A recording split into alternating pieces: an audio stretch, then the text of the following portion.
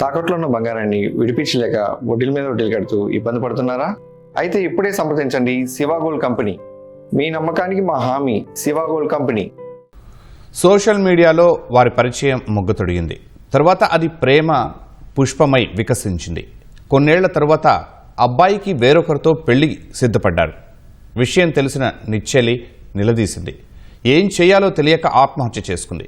మృతదేహానికైనా తాళి కట్టాల్సిందేనంటూ అమ్మాయి బంధువులు అబ్బాయి ఇంట్లో శవంతో బైఠాయించడం హాట్ టాపిక్గా మారింది. ప్రకాశం జిల్లా టంగుటూరు మండలం పొందూరులో విచిత్ర పరిస్థితి ఏర్పడింది.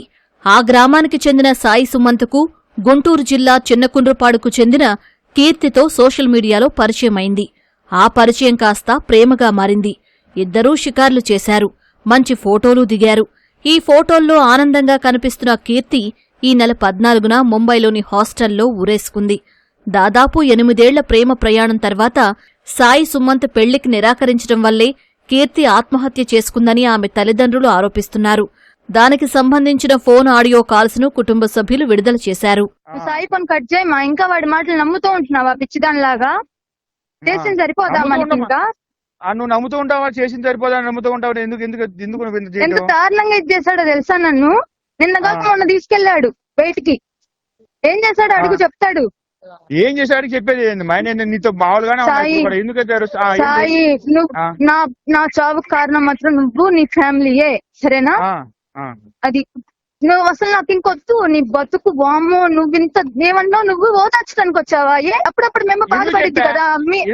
చెప్పేది అప్పుడప్పుడు మేము బాధపడిద్ది కదా. మీ అన్న వెళ్తారు కదా ఓదార్చడానికి. అలానే ఓదార్చొస్తారా నీలాగా? నువ్వు నాకు చేసినట్టే ఓదారుస్తారా మెన్నోళ్ళు కదా మిమ్మకి? నువ్వు నా సమాధానం చెప్పు, నేను చెప్తాను.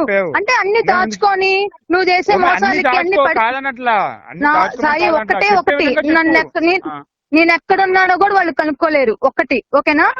నా చావుకు నువ్వు నీ ఫ్యామిలీయే కారణం, సరేనా? కీర్తి బలవన్మరణంతో తల్లిదండ్రుల ఆగ్రహం కట్టలు తెంచుకుంది. ముంబై నుంచి ఆమె భౌతిక కాయాన్ని నేరుగా అంబులెన్స్లో ప్రకాశం జిల్లాలోని సాయి ఇంటికి తీసుకొచ్చారు. ఆ సమయంలో సాయి కుటుంబ సభ్యులు ఇంటికి తాళం వేసి వెళ్లిపోయారు. కీర్తి బంధువులు గేటు తాళం బద్దలుగొట్టారు. శవపేటికను తీసుకెళ్లి వరండాలో పెట్టారు. సాయి సుమంత్ వచ్చేదాకా మృతదేహాన్ని తీసుకెళ్లే ప్రసక్తే లేదని తేల్చి చెప్పారు. శనివారం ఇంటికి వచ్చిన నాయబాయి టికెట్ బుక్ చేశాడు రావటానికి. ముంబై వెళ్తా కూడా అమ్మాయి కాడికి వెళ్ళాడు. కత్తా నుంచి వస్తా కూడా ముంబై పోయి 2 రోజులు ఉండి వచ్చాడు. ముంబై కూడా వచ్చి టికెట్ బుక్ చేశాను. ఆ కాడికి 2 రోజులు వచ్చాడమ్మా. నేను 2 రోజులు సెలవు పెట్టాను. మేము ఆడికి ఈడకి తిరిగాము అని అంటే, నేను ఓదార్చడానికి పోయానని చెబుతున్నాడు అంటే. ఇక్కడికి ఒంగోలు వచ్చా అబ్బాయి ఓదార్చడానికి పోయేది ఏందండి? అమ్మాయి కోర్సులు ఆడిందండి. నేను ఎట్లా వచ్చి మాట్లాడితే మీ మేనమామలు నన్ను కాదండి పక్కనమ్మాయిని కూతురంటే నాకు ఎలా బాధగా ఉండిద్ది సాయి. నన్ను ఎలా మోసం చేశావు? నన్ను ఓదార్చడానికి వచ్చావు నువ్వు.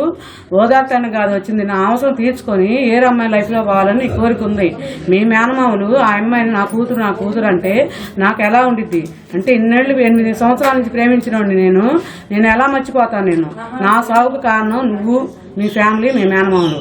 మీ మేనమామతో నేను మాట్లాడాలని కోరికలాడింది. ఆ రోజు సూసైడ్ చేసుకునే రోజు మాతో కాంప్లైంట్స్ పెట్టింది.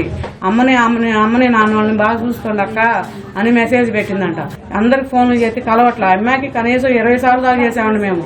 అమ్మాయి రూమ్ అమ్మాయి ఆఫీస్కి వెళ్ళి ఇంకొక అమ్మాయి అమ్మాయి ఫోన్ చేస్తే వాచ్మెన్ ఫోన్ చేస్తే ముందు ఎమర్జెన్సీకి వెళ్ళి డోర్ క్లోజ్ చేయండి, డోర్ పగలగొట్టండి, అమ్మాయి సీరియస్ గా ఉంది, ఫ్యామిలీ కొంచెం మిక్స్ అయిందని. నా సాగు కారణం నువ్వు మెమ్మానని చెప్పిందంట. అయ్యా అది జరిగింది.